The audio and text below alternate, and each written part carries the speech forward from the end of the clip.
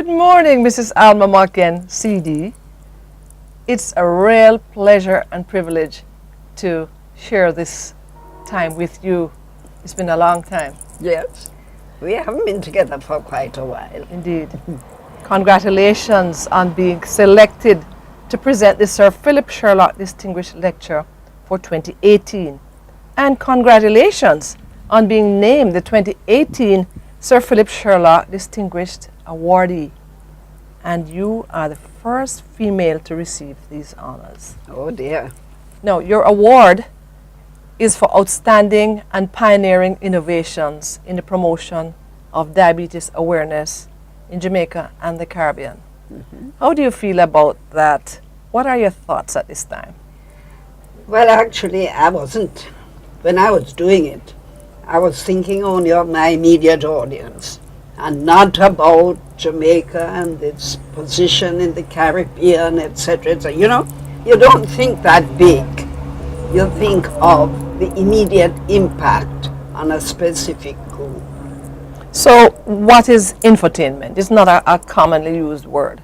No, it's if you want to get academic, it's a neologism of two words, information and entertainment. And you join them together in holy matrimony. So, and yes, the holy matrimony is that by entertaining people, you are simultaneously educating them, informing them, giving them information that they can apply as needed, when needed. okay, you've had quite a bit of experience with this. And just to mention the fact that you are the creator of an actress in several dramatic productions made for radio and television. And as early as the 1950s, you played the comic role of Putus with Ranny Williams as Margie in the groundbreaking radio series Life with the Morgan Henrys. Right. We are Groundbreaking only because it was the first time that Jamaican people heard their own voice, their own dialect used on a radio station. Because this predated Louise Bennett, incidentally. okay. Because at the time Louise was in England studying, and Rani, and I really want to say something about Rani because very often his name seems to get omitted at points where it should not be. He was a freelance journalist with the Gleaner, and he made it a business of bringing the ways of cooking and speaking and worshipping of the folk, especially the country folk, into his articles in the Gleaner so that the city folk would get an understanding of how their country brothers and sisters behaved. Because at that time it was like two Jamaicas. Exactly. It was indeed two separate and not interested in each other Jamaicas, if you know what I mean.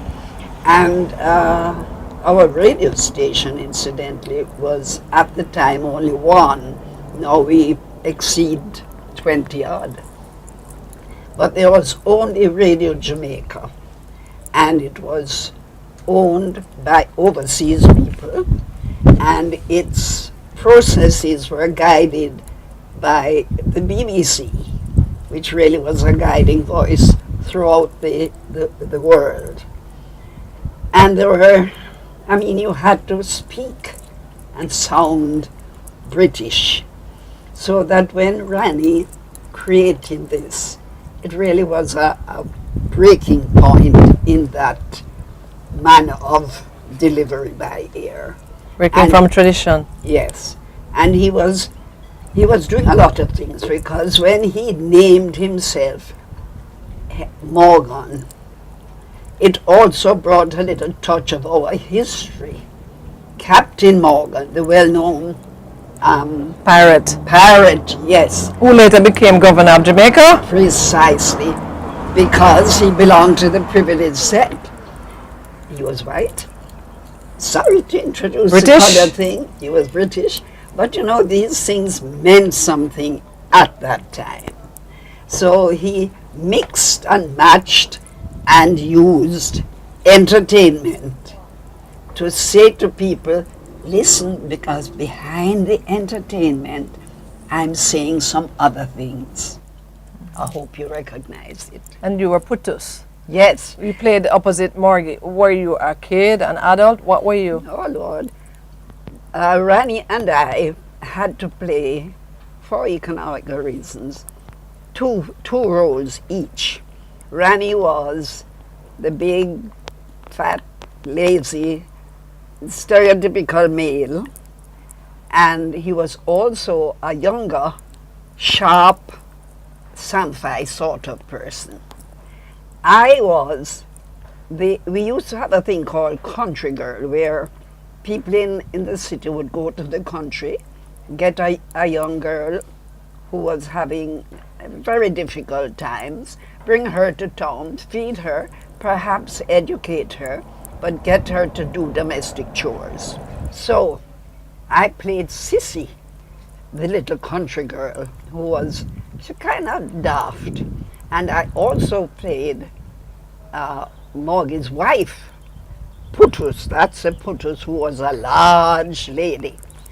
Lucky thing, radio doesn't have pictures because I was a slender, 133-pound girl at the time, but it's a voice that did it, because the Putus was a girl sort of Jamaica woman, and Sissy was a very peculiar little girl. When them tell her to go and eat up the dinner, she eat it. Meaning, she didn't H-O-T the dinner, she A-T-E the dinner. No, we're particularly interested in the fact that you are the creator of Kuwaiti Bay, a radio drama of the late 1980s and early 1990s. What was the main message of that series? The main message was how to recognize the onset of diabetes, and having recognized that you are diabetic, what do you do to control it? Those were essentially the two sticking points. But of course, the story went round, and various characters were brought in and so on. And it worked remarkably well. What was the format and style of communication? That was what we call the information plus entertainment. Okay. The infotainment process was very much at work.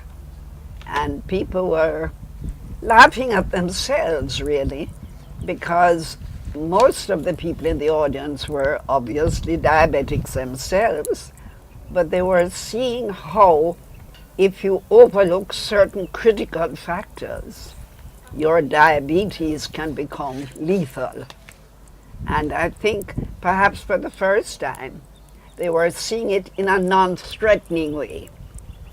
It's not as if they had gone to the doctor and the doctor had said, you know, if you don't do so and so.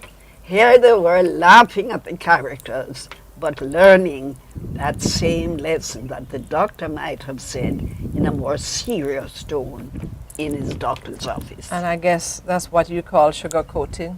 Yes, yes. It used to be called sugaring the pill, but sugaring the pill is a start. Infotainment goes several steps further. The Kuwaiti Bay series, which was aired on Radio Jamaica on alternate Sundays, was ranked among the top 5 most popular programs, including pop music broadcasts.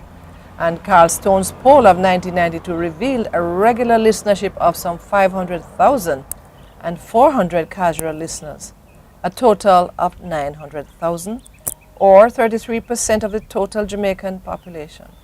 This is remarkable. What have we really learned from this? Where are we now? Well, what you have learned, I can't really answer to that. Individual producers will do their productions in the way they think best, in the way the resources of their various organizations allow them to do it. You also did another series called On the Alert. What was that about? Well, that was in fact the first of the series of diabetes focused programs I did. And that really came, I think Dr. Erin Morrison, who has been such a pioneer in the whole business of bringing public opinion and the diabetes sufferers together. He said, you know, it just in casual conversation, he pointed out to me that a number of VIPs were diabetics. And I said, but then that's wonderful, because we look at sugar, as it's commonly called, certainly in the country areas, as an ailment that you don't want to tell people you have. So, if he could bring these VIPs to public notice, then it might create a difference. And it happened just like that. I remember he brought a vice chancellor of the university, he brought various heads of manufacturing companies, heads of schools, and so on.